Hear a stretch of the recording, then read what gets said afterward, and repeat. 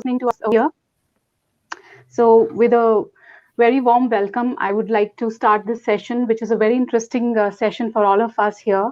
And I'm sure as a student, it is a very important topic as well. And it brings a lot of excitement and experience along with it. And we being faculties, we have also experienced the same when we were students, just like all of you, right? So this is again very close to both of us, me and Aiza. So when we talk about transition from school to college, it brings a lot of butterflies in your stomach, I'm sure. So it brings a lot of excitement to get into the new life, the new pattern, the new understanding of learning and being a student. Because in school, the pattern is completely different as compared to a college or a university in that case. So most of the time we see that the transition is very smooth. Yes. However, there have been incidents or there have been situations when students, they face some kind of stress or disappointment. Now, what can be the reason for these disappointments or dissatisfactions? That is what we call as the freshman's myth. Now, what do I mean by that? As a student, when I get into my college life, I definitely do a very strategic analysis and I understand what I want to do, what I want to pursue, which college I want to opt for. And then when I get in, I somehow build some expectations which are slightly overly confident or slightly higher than what actually you get in return when you actually perform in the college life. So in some cases that does happen, and then you fear to face stress. Yes. So today we will talk about certain strategies or certain points which, if you pay attention to, definitely your journey can be smooth and easier as compared to the ones who are not well prepared for the journey itself. Yes. So let's begin this interesting talk today. And here we have Aiza. So Aiza, I want to ask you something. When we are talking about this wonderful topic, kindly share certain points or some challenges that you feel as a student one needs to understand and overcome and be prepared before getting into that new journey of life. Thank you for the question, Dilkirat. Well, this question brings in a lot of memories because Definitely. there were a lot of challenges that I faced when I moved from school to college. Because for me, it was like relocating to a completely different city. Okay. So, like, I'll be talking about like two or three major things that I faced. Mm-hmm. One of the thing was time management, which I personally felt that it is completely under my control. But to my utter dismay, it was not. Like, Okay. we often feel that we lead a very disciplined life, and but we when we get to college and we see the reality, it is something else, definitely. For True. example, like when I got from school to college, the major problem was that during the school hours, uh, often we were given 15 to 20 minutes break between the classes by the teachers to talk or to gossip about things or to drink water, etc. These were the little memories that we had. But then I moved from school to college, the problem that I faced was I did not have that time to relax. I did not have time for myself. So we had classes from 9 to 1, all consecutive classes, and then we had a break of almost a recess of 30 minutes, which was of no use because during that 30 minutes also I was busy making notes, completing the pending work. And then post that we had another set of classes till 5:30. Mm-hmm. So it was getting pretty hectic. And what I realized was I was not able to manage my time. And as we all know that when we move from school to college, the academic load drastically increases. So like in school, if even if we study for an hour or two after the school timing, we are able to complete the syllabus. But then in the school to college transition, the important thing is that the academic load has to be managed outside the university timing as well, Right. because for every hour that you study in the university, you have to spend another 2 through 3 hours for that particular subject at home. So the easier way to manage things are, I would say, you need to define and prioritize your task. You need to make a list for yourself, or maybe a checklist, where you can write, prioritize your work. You can write a to make a to do list, and you need to be very sure that you've ordered them in proper sequence, because if you've not done that, you'll end up ruining a lot of things. The Right. important things have to be done first, so we need to do that. We need to be very specific about that. And as far as the academic load is concerned, it is important to give us a break of almost 10 to 15 minutes after maybe an hour or two, and give yourself time as well. That is important, because all work no play, as we all know, makes Jack a dull person. So you do not have to be dull. You'll have to manage time somehow. You need to uh, s- make notes during the lectures while the professor is teaching. Note down whatever important things he is speaking, because that is how we'll be able to manage our time, make notes, and prepare things for future reference. And the third thing was, I was in a habit of leaving on the responsibilities to my parents. But then when I moved to college, the problem was that I was the one who had to take all the responsibilities for myself. So personal responsibility is another big load. Right. So your parents won't be coming to wake you up at 7 that you have to go to college at 9. That won't happen, definitely. So taking responsibility that you have to get up at the right time to reach college, uh, like prior the class timings, or that your professors won't be telling you every now and then that you have to study. So it is completely you who has to keep that in mind, that it is your responsibility to make note of things, study, and submit your assignments on time. That's the most important thing, because Right. that is where usually students miss out on. Right. I guess these were the three major things that I faced. Mm-hmm. So, like, what do you think? What were the challenges that you faced? Well, again, it takes me back to the memories of my college life and when we entered college. But with the experience that we have gained being students and being professionals, there are certain areas that I would like to suggest to our audience who are listening to us. And I know they are going to face this transition very soon. And I guess those basic things can really help you to have a smoother transaction and to continue that smoothness throughout your tenure in the institute or the university you will connect with, right? So, first thing, I think being self motivated is the key to have a smooth journey. By saying self motivation, what I mean is, first of all, how you can be motivated. You know, when we talk about motivation, generally students ask me that how to be motivated and what do I need to be motivated. So definitely, as you said, having a plan in place definitely gives you motivation. uh, First of all, you need to know yourself.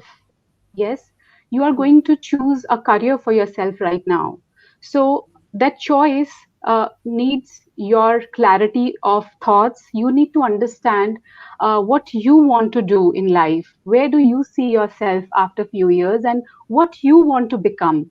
Yes, if you have that clarity in your identity, that what you want to become and what you want to do, which attribute or which where does your skill lie, so that identification must happen. For that, you need to just go inward and understand yourself. That certainly gives you motivation and confidence that yes, this is what I want to do.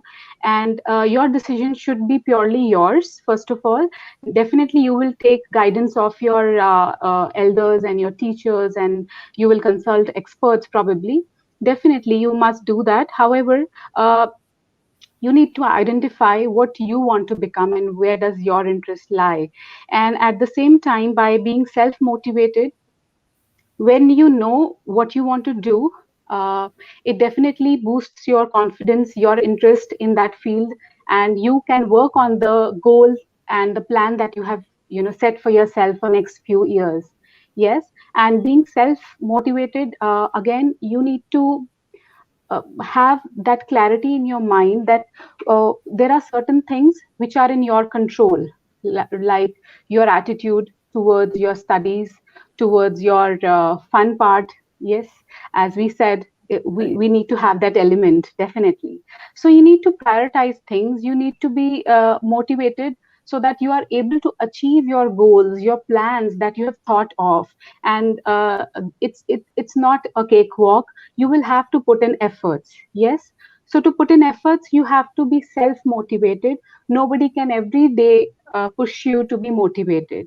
You need to be enthusiastic to go to the class, attend the lectures, make network, meet people, understand your faculties, and have some kind of rapport building with them, so that whenever needed you can get in touch with them and get clarity. Yes, so all these aspects are required to achieve your goals that you set for yourself. Yes, and then Right. next important thing I feel is, as a student, definitely academics is very important, no doubt about that.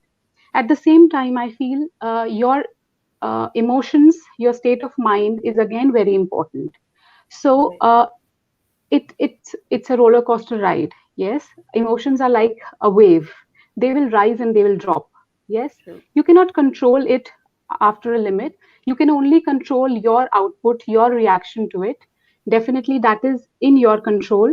So first of all, you need to identify what are the emotions you're going through when you are facing this transition. Yes, sometimes students face some kind of anxiety or fear or excitement. Somehow they are not able to balance it out. It does happen, it's natural. We all have gone through the same situation. So that's perfectly normal. But to identify what is the emotion and what are the feelings you are having, what are the thoughts you are developing in your mind, and then what further actions are required to cater to the needs at that moment is very important. Yes, and at True. the same time we do have experts and people like we call counselors. If need be, you can take guidance from them in the campus. I guess nowadays most of the campuses have professionals which can guide you on certain things, and it is absolutely healthy to seek advice and seek help. Yes, it does not Right. show that one is weak, it definitely shows that you are ready to grow. Yes, so you must have that clarity in mind that seeking for help and guidance from your faculty, from anyone whom you feel in the department can guide you and help you to overcome any doubt you have. So definitely you must seek advice. And the last point I would like to highlight is your active participation is required inside the class and outside the class. Now, what do I mean by that is, when you are in the class, you need to be active. Just don't be there for the attendance. You need to be there to understand what is being taught. If you're not clear, then you can ask again, and you will only get to know if you're not clear if you are paying attention and you being active in the class. Yes, That's a very and valid point. yes, and then when I say being active out of the class, I mean uh, in your college life, in your university life, there will be a lot of events happening. There'll be a lot of new people you will be meeting around. You need to build network. You need to be part of events. Yes, that definitely helps you groom yourself, develop certain soft skills, which will enhance your long-term, performance in the campus and in your professional life as well. So take this opportunity to be in the campus for 3 to 4 to 5 years, whatever time you're going to spend, as an opportunity to groom yourself for all these areas. Yes, this is an opportunity for you. This is the place you can make mistakes and rectify, and then be a better professional once you are out of the campus. Yes, so these True. are few things I wanted to highlight. And thank you for that question, Isa. I hope that will help our students who are listening to us to have a better life in the campus and as a professional. True. So, Yes. what do you think, Dilkirat? Like, according to you, what are the top two, three skills that are required by a student? Well, I think to put it in a bracket of 2 to 3 will be difficult, and I'm sure you will agree with me for that. Agreed. Yes, but if you ask me the top 3 skills as soft skills, which are very essential for all of us, being professionals or being a fresher in a campus, or being just a graduate, any stage of life, definitely for all the viewers who are watching us, they are going to have a transition. So again, as I said, it's an opportunity for you to learn, make mistakes, rectify, and learn again. So, keeping that in mind, I think having good communication skills is one of the most important soft skill which is required in any industry you go. Even if you are a doctor, you are an engineer, you are let it be hospitality, anything. Communication is required everywhere. Yes, there is no True. profession without communication. So, working on your communication skills is the essential skill, I feel, because that is going to help you even when you are having verbal communication or non-verbal communication. In many areas, it is essential. And the second, I would like to say, I think creative problem solving and the critical thinking, I mean to say, is very important because that helps you when you are in tough situations or when you are in a situation to make a decision in your professional life or as a student. So it's important to learn that skill and polish that skill. Yes, and the last, as you said, 3, I think third one would be leadership skill for me because not necessarily leader needs to be a manager or somebody like a CEO. Even a student or even an employee can display leadership skills. Yes, these are certain values, these are certain patterns that you follow in your workplace, which shows your leadership skills. So, to learn these skills, to learn these soft skills, I think it is essential to consciously pay attention towards them. True. Yeah. So To with that, add on to Aiza, your point, yeah, I'd sure, like to add on something to your point. Since sure, you've mentioned that communication skills is important, so there's one more reason why it is important because, as you've mentioned, that networking in the university or duration is also important. So for that as well, you need to have a good communication skills. If you are able to communicate your thoughts well, then only you will be able to connect with people well, and true, it is only then that you'll be networking well, and ultimately that networking helps you in the long run as well, right? correct, very true. So are there any top skills that are coming to your mind that you would like to share with the students? uh, like, since you've mentioned about uh, leadership skills, so I would say that along with leadership skills, it is important to be a worker. You should True, know how to work in teams, because while you are in the university, you'll be given uh, a, a minor research work that you have to conduct, minor research project, and for that you'll have to work in teams for right, different. You'll face different situations in the university that will require you to work in teams, and only then you'll be able to grow, right? And even right, when you're working, if you're employed, then too you're expected to work in teams. So right, handling people is also interrelated to this. You need to have that public dealing skill. If you're not able to deal well with public, you're not able to understand people, you're not able to gel with them, then you will definitely face problems in your university life and in the future as well. So for me, teamwork is important, building skills. Secondly, it is your people handling skills, and for the third one, I would say maybe, I guess, this decision making skills. Because when we opt for any like when we move from school to college, it is the most important skill that we require is deciding the kind of course that we want to pursue. Yes. Talking about myself, I when I was in 10 plus 2, I was confused as to should I go for science or should I go for arts, Right. because I had two completely different interests. So decision making skills will help you while deciding your the course that you want to pursue, your all the little decisions that you'll have to take on your own, taking your own responsibility in the university. That will also help, and obviously in life in the long run as well. Right. So with that note, thank you for adding your points as well, Aiza. I'm sure that will add some value to the listeners as well who are, being part of this session today. So with that, now shall we open for Q&A session? Are there any questions, viewers? Kindly pour in your questions. Okay. Uh, Okay. So we have this question here, Dilkirat. mhm. Like, uh, what is the soft skills according to you? Okay. Yes, Prince Sharma is asking a question also. Will soft skill be important in the era of automation? Is this the question you're referring to, Isa? Yes. Okay, okay. So shall I take it? Yeah, please Yeah. go ahead. Okay.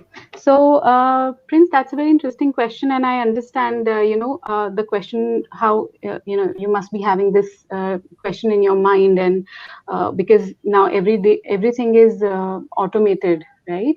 But definitely there are times when you're interacting and dealing with people. There are many areas like your business etiquettes are also part of your soft skills, your communication, your public speaking, your marketing skills.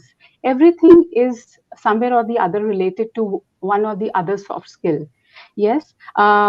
If you agree with me, if you want to sell a software also, you definitely need soft skills, because only not your the quality or the USP of your software will help you sell this to the company.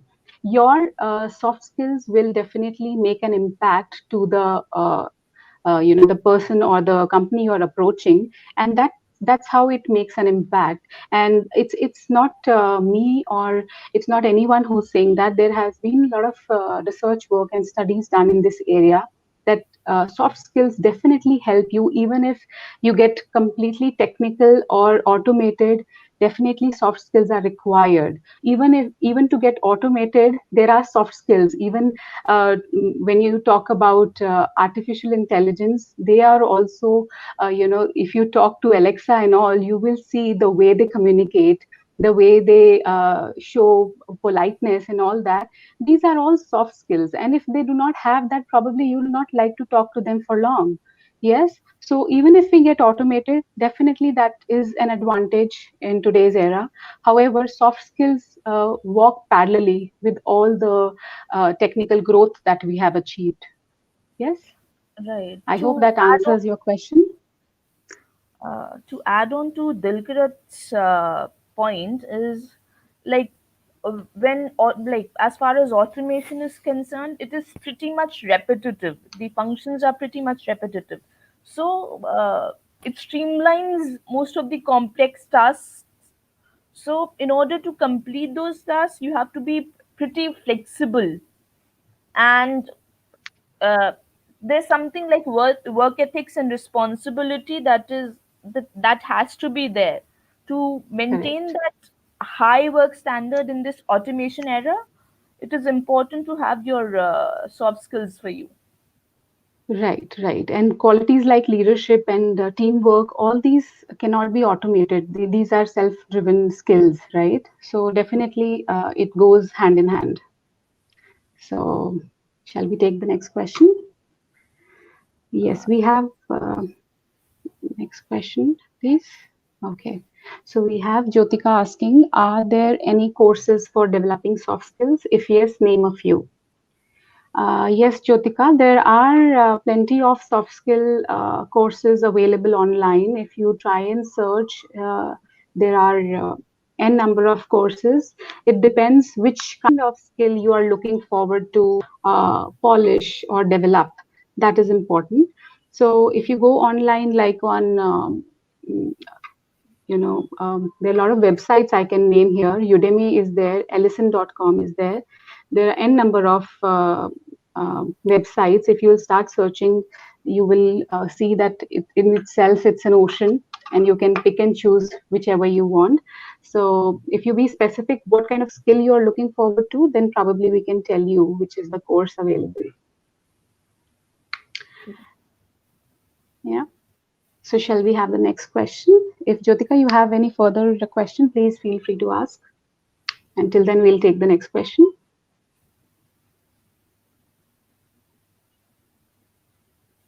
Okay.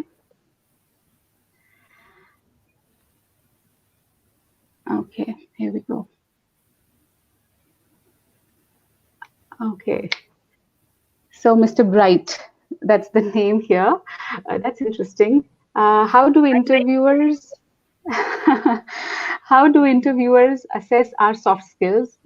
Is there any specific test? Well, that's a very interesting question again, Mr. Bright. That's a bright question, I would say. Yes. So, see, there are many ways to assess soft skills. The moment you enter the interviewer's cabin or the office, what time you enter, what was the time given to you to reach there, how you have groomed yourself, how you greet them, how you sit, what is your posture, what is your body language, how well you maintain your eye contact, your gestures, how's your tone and your vocabulary and your pronunciation, your communication skills. Probably if they give you an activity like just they give you a topic to talk about for a minute, so how you cope with critical thinking and analyzing that what you need to talk and structure your thoughts. So there are n number of ways for the interviewers to assess you on soft skills, starting from the moment that you attend the HR call. Yes, even if it is a telephonic call, there are many ways to assess you on soft skills. As I said, your how confident you are, how true you are to your resume, how well you know your resume. All these are soft skills. Yes, Aiza, would you like to add something? Definitely. It is like every little thing that you do or even or say, everything is being judged. So as like we were happy to see your name, so it was a kind of attraction. So the way you talk, the way you walk, the way you address everyone in the room, everything is being judged. That becomes attractive, that attracts the interviewer. So the interviewee has to be very specific about his behavior and his the content that he's speaking. So everything is being judged, and we all are pretty judgmental. That's a human tendency, I guess. And here we have the next question. Adya is asking, how should I improve my communication skills? So, Adya, it's good to know that you want to work on your communication skills, first of all. That shows that willingness that you identify that there is certain need to work on your communication skills. And that's absolutely wonderful because we all learn and grow every day, even if we become professionals. Yes. So, to improve your communication skills, now communication can be improved in many different ways, like you read books, but now you need to know what kind of authors you are reading. Yes, generally you see that people say read, read a newspaper, read something, it will improve your vocabulary and your communication skill. But now it is important, I would like to add to that fact, that reading helps, but you need to know what kind of author you are reading. Yes, so follow a good author, so that your sentence construction, your flow of thoughts improvise accordingly. So that's one thing which is very important when you read.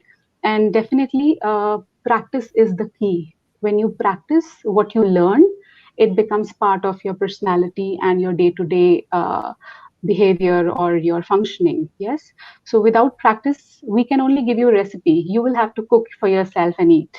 Yes. So these are the suggestions, but you will have to follow the recipe and cook for yourself so that you actually get the dish ready for yourself. Yes. I hope you're getting what I'm saying. All right. True. So practice is the key. Do practice what you learn. Read a lot. Probably practice to speak in the same language what you're trying to improvise on. Yes. So definitely that enhances your skills. So Aiza, over to you. And to add on to this, for communicating well, you need to be a good listener as well. Right. So, for that, I would say, in order to understand the accent, uh, most of us are fond of watching web series these days. Especially during the lockdown, it has become pretty common.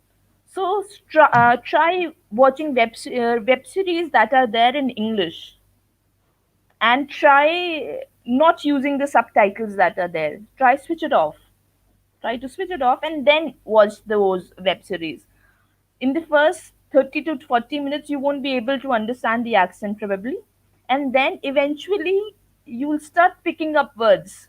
It will take time. You will like it will be a bit difficult to understand the accent, but then eventually your ears will get used to it, and try and you'll start understanding the words that are being spoken in different accents.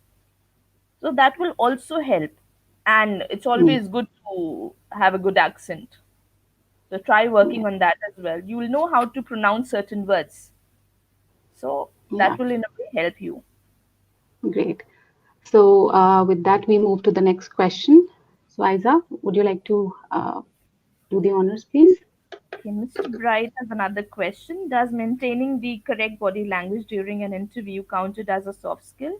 What is considered as the correct body language, and how can I improve it? Well, that's another good question from you.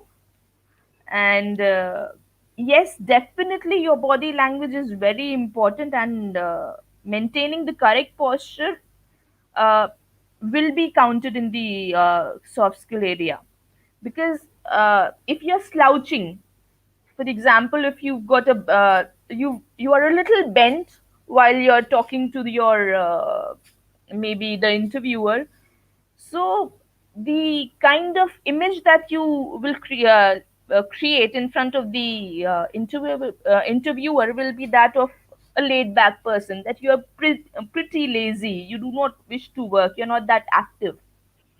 So why would an interviewer hire you if you are lazy? Everyone wants a hardworking fellow, right? So there are little points. You are being judged on your body language as well. For example, if you are like talking to someone and you're continuously using your mobile phone, suppose the person you're talking to will think that you are not interested in talking to him. So you are judged on your body language because you're portraying as if you're not interested in the conversation. So, in the same way, your body language is judged in the interview room as well. It is definitely counted as a soft skill. And I would say when you're there in front of the interviewer, the correct body language would be a 90-degree pose. That is, your legs should be straight. You should not be slouching. You should not be taking rest on the back of the seat. Sit straight. Do not look as if you've been punished. Uh, be a little flexible, but do not fidget too much. So, what would you like to add to this, Dilkirat? Definitely, what you said is right, and I would just like to say that body language is probably generally taken as how you sit and walk. So, body language also includes your facial expressions, your gestures. How do you connect using eye contact with the interviewer? So, all this is counted during the interview. Yes. So, just imagine that the interviewer is looking at the roof while asking you a question. How would you feel? Would you like to be part of an organization wherein people are not following some appropriate gestures and some basic rules how to talk to people? Definitely not. So the same happens with them. They are also looking for people who have certain soft skills, because nowadays your connectivity with people, your communication skills with people is what is counted the most, and organizations really look forward to have people who have good soft skills. Yes. True. So let's move to the next question. Okay. Dilemma, did I pronounce it correctly? I hope. Which are some organizations or roles where soft skill is primarily required? Okay, requisite. When we talk about soft skills or any particular area where it is required, I would say there is no area, according to me, where it is not required. Yes, True. there, there is no area where soft skill is not required. You just imagine, starting from the watchman till the CEO of the organization, everyone displays soft skill, and you also connect with people who display soft skills. Yes, people who are rude, who do not communicate well, who do not display good, organizational skills.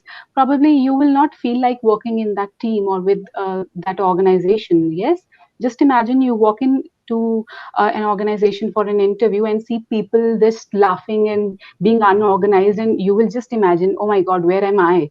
Do I want to be part of this? And on the other hand, if you walk into an office wherein everything is disciplined and following good organizational skill, people talk politely, starting from the person who opens the door for you and till the one who interviews you, definitely you will be more attracted to join that organization, which enhances your skill and adds value to your existing skills. So it's difficult to pinpoint which particular role requires soft skills, because according to me, every role requires soft skills. Right. From being a homemaker to being a CEO, all of those roles that are there, for each role you have different sets of a set of problems, Exactly. different set of decisions that you have to take. So all those things require soft skills. So almost everything requires soft Correct. skills. Correct. So let's move to the next question then.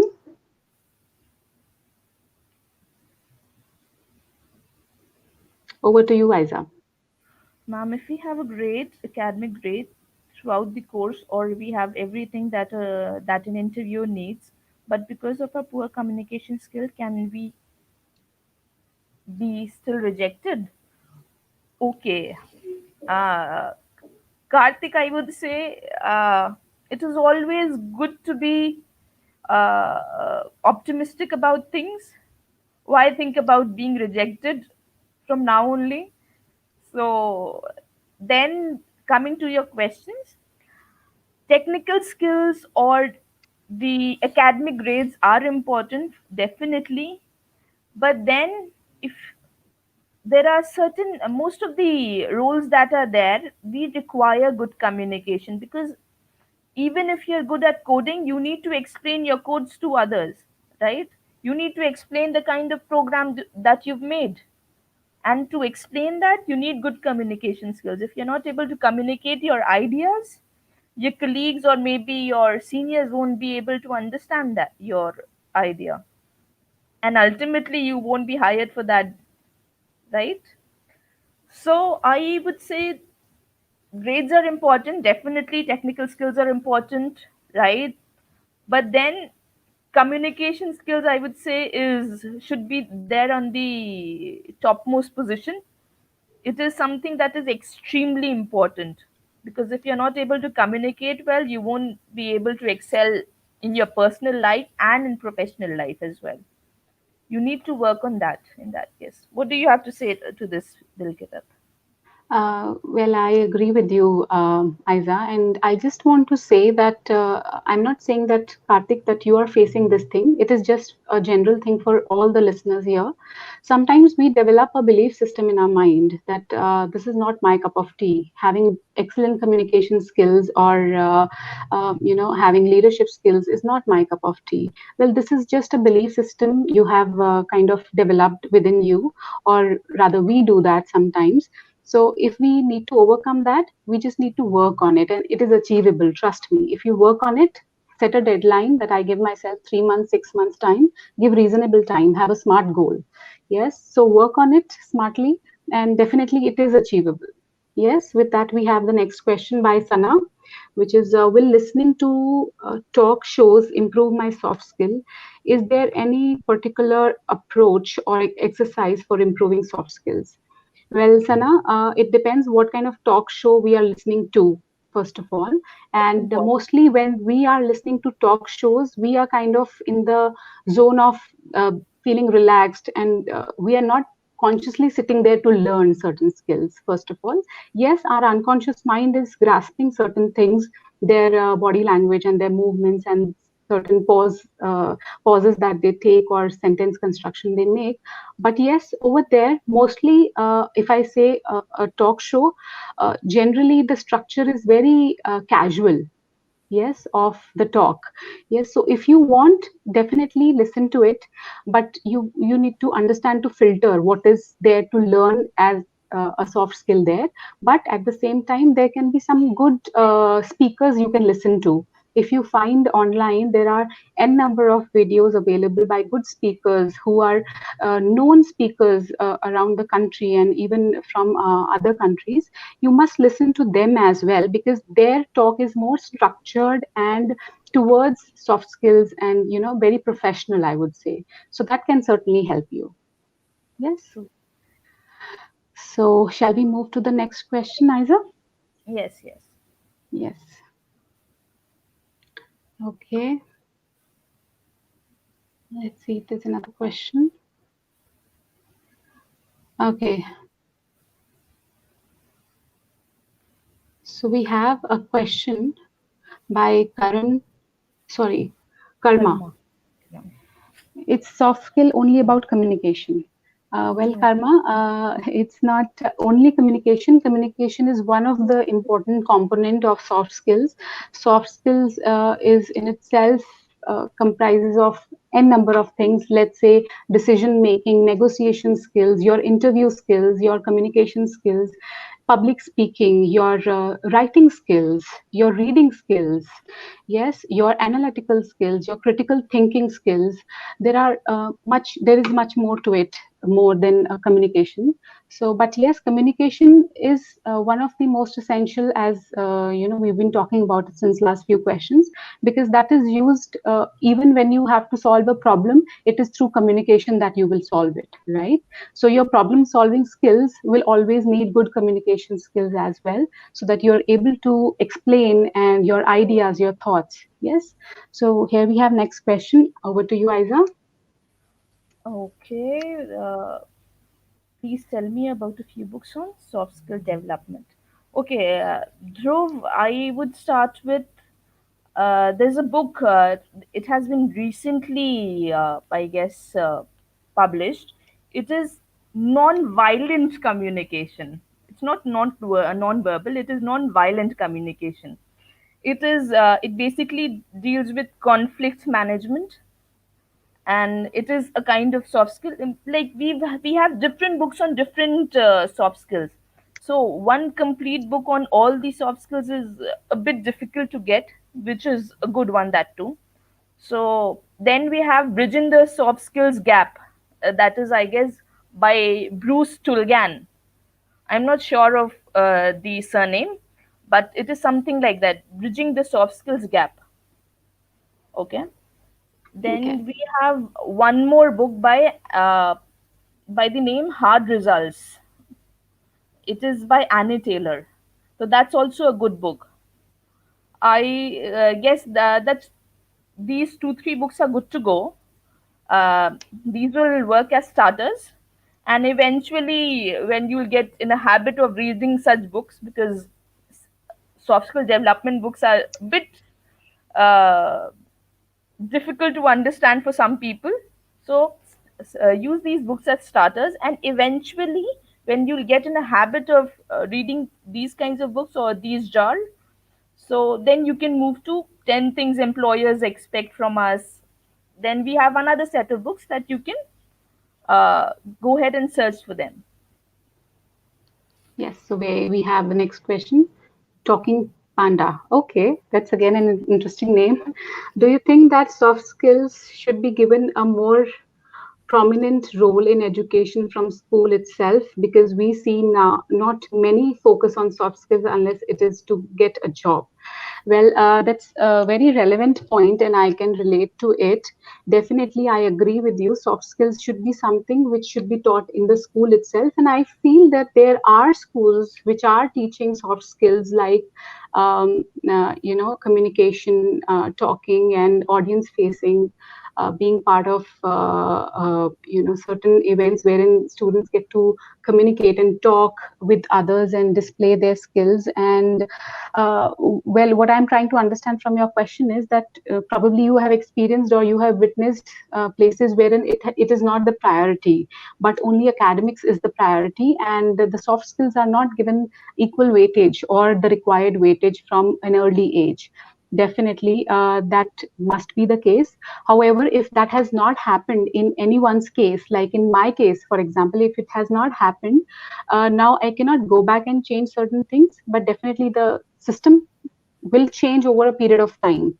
But we as students right now, you are at a stage wherein you need to start working on it. You have enough time in hand wherein you can enhance your skills and work on them so that you can polish them and reach that level wherein when you go to become a professional, it becomes easier for you.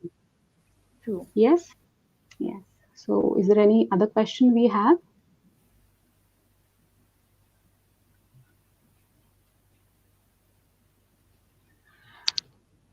Okay, Mr. Bright. Yes.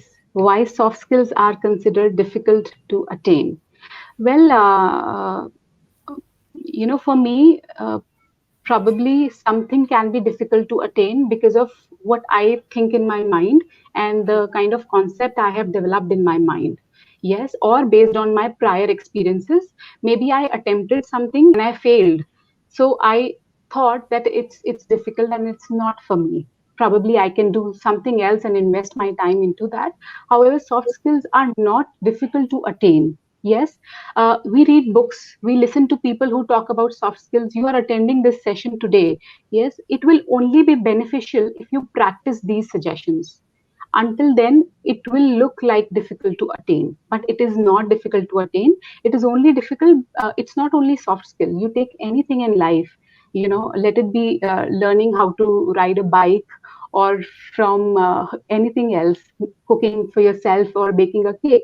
So till the time you will not try, you will not fail, you will not try again, it will look like difficult to attain. If you stop attempting after a setback, then probably it looks like difficult to attain. But trust me, it is not that difficult to attain. It only involves practice and your dedicated attention over there as per your goal or the plan that you make to develop certain skills.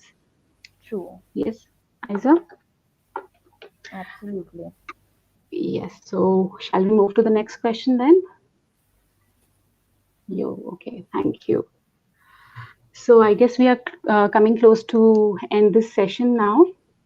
Yes. So it was really wonderful to have a talk with all of you. The question that you asked shows that you are aiming to, learn certain skills and improvise the skills that we are talking about. And definitely they are going to play a vital role in your educational life and in your professional life. So wishing you all the very best. These soft skills and these strategies that we shared today, we hope that they help you practice them and improvise your outcomes. Best wishes for the future.